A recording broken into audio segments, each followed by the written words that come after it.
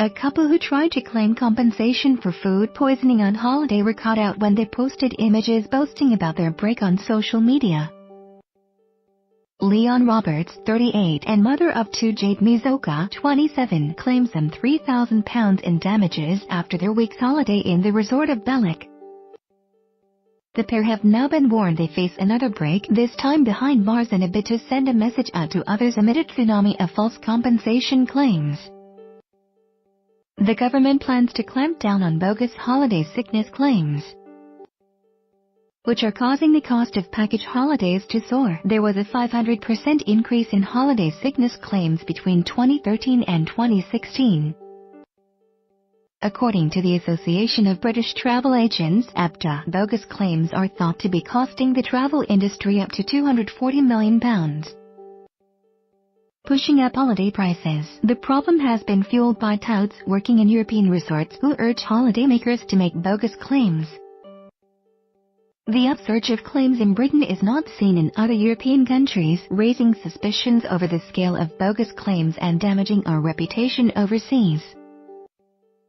ABTA wants the measures to be in place by April so they are effective for the summer season. Holidaymakers face up to 3 years in prison if found guilty of making a fraudulent claim.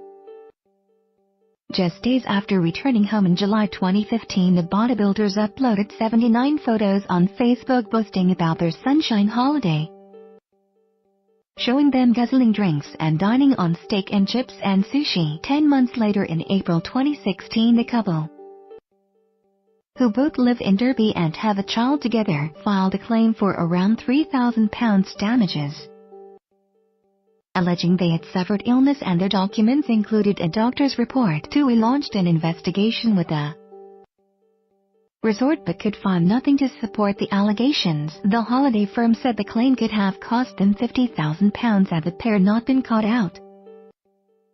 At an earlier hearing, both pleaded guilty to fraud by false representation in relation to after claiming their 2015 trip was ruined by food poisoning. At Southern Derbyshire Magistrates Court, District Judge Jonathan Taff told the former lovers he will need to pass a sentence which will send out a message to others. Tim Hunter, representing TUI, told the judge both enjoyed a holiday at the Cornelia Golf Resort and Spa in Turkey in July 2015 which passed without incident or complaint. Apparently from social media it appears both had a very enjoyable time. He added their claim was false. In October 2017, Deborah Britton, 53, and her partner Paul Roberts, 43, tried to claim compensation by stating they and their two children had fallen ill on holidays to Majorca in 2015 and 2016. But the couple's social media showed posts where they boasted of holidays full of sun, laughter and fun. Britton was sentenced to 9 months in prison after admitting 4 counts of fraud in the private prosecution brought by Thomas Cook. Roberts was sentenced to 15 months after admitting the same offences. In July 2017, Julie Lavelle, 33, and her partner Michael McIntyre, 34, were ordered to pay Thomas Cook £3,744 compensation. The pair had demanded £10,000 after claiming they and their two children had vomiting and diarrhea during their stay at the Park Cristobal Hotel on Gran Canaria in 2013. But Mr. McIntyre allegedly had 6 pints of beer in Las Palmas Airport before flying back to the UK when he was meant to have gastroenteritis. And a survey they filled out on the plane said the holiday had been either good or excellent in all areas.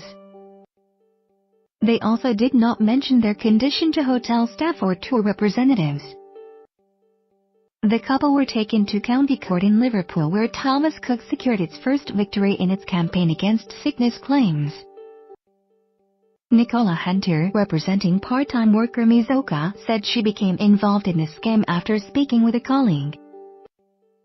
She admitted it was an exaggerated claim. Mizoka had mentioned that she had felt ill while on holiday and her friend told her she could make a claim. Ms. Hunter told the court after signing some documents, Mizoka thought no more of it. Ms. Hunter told the court Mizoka later moved home and had a baby and heard nothing about the claim for some time. When She was eventually contacted about it. She quickly dropped the case and was hit with a £600 bill from her no-fee solicitors. Ms. Hunter also described TUI's investigation as basic, saying they had only checked on Facebook.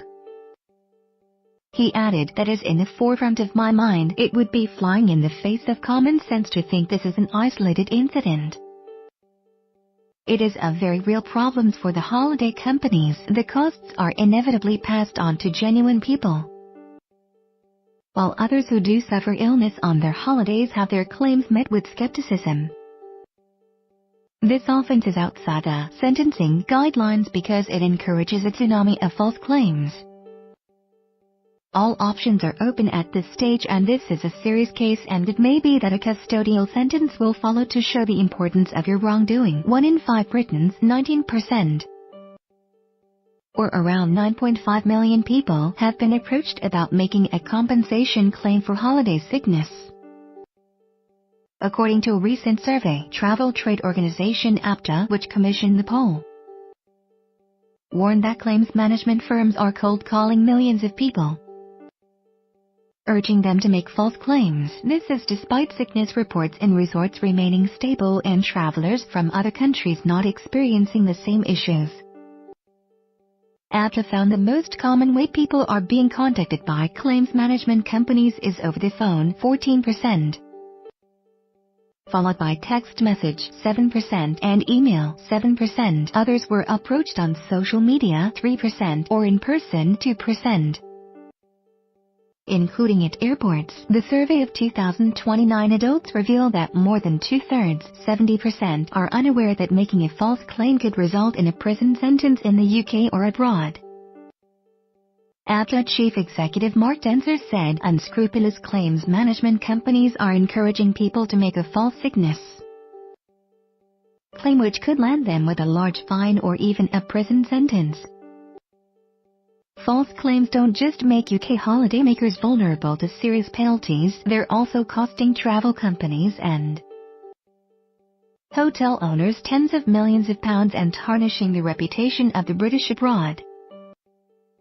Closing the loophole in the law in time for the 2018 holiday season will make a big difference in tackling fraudulent sickness claims. Ministers announced last year they plan to reduce cash incentives to bring spurious claims against package holiday tour operators. Under these proposals, tour operators would pay a prescribed sum depending on the value of the claim, making the cost of defending a claim predictable. A system to control costs already exists for most personal injury claims in England and Wales, but a loophole is being exploited in foreign holiday claims. To prevent this, ministers asked the Civil Procedure Rule Committee, which is responsible for setting rules on legal costs, to urgently look at the rules governing the costs of holiday claims. As a result of these proposed changes, fixed recoverable costs can be extended to cover claims arising abroad, closing the loophole and meaning that payouts for tour operators will be subject to stricter controls.